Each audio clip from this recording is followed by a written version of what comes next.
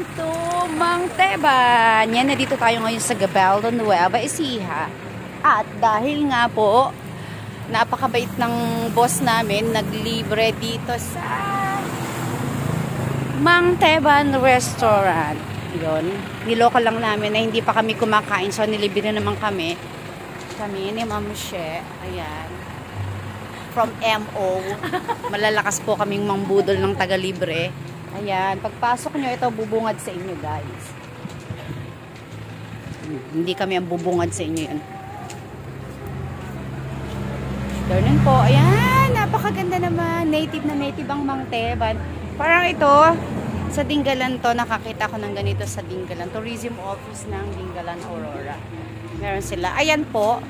Please welcome the financer. Yan yung boss namin na nabudol naming manlibre. Alok. Po. Sana dalawa ang puso ko.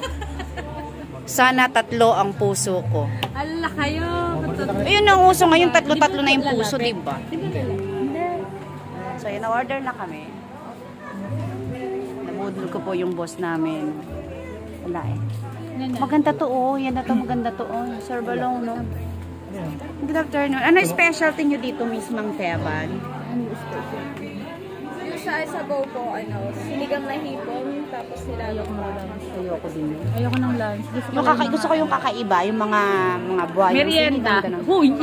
Meron po kami dito yung binabalik po ng mga tigaan. Chicken feet po, nakakaiba yun. Ay, gusto ko yun. Ayun. Yun na. Saka po yung nila, pansit-sisig. Pansit lang na may sisig yun. Yes. Oo, pansit-sisig. Chicken feet na lang. Chicken feet. Tsaka kape. May kape kayo? Siyempre, alam nyo naman po, coffee lover tayo, hindi nawawala yung kape. Black coffee lang. Coffee lang po. Black coffee. Ano pa? Ate, Teban, no sugar, ah. Ano pa? Paalang ng manok. Maano lang po akong tipid lang po ako i-date.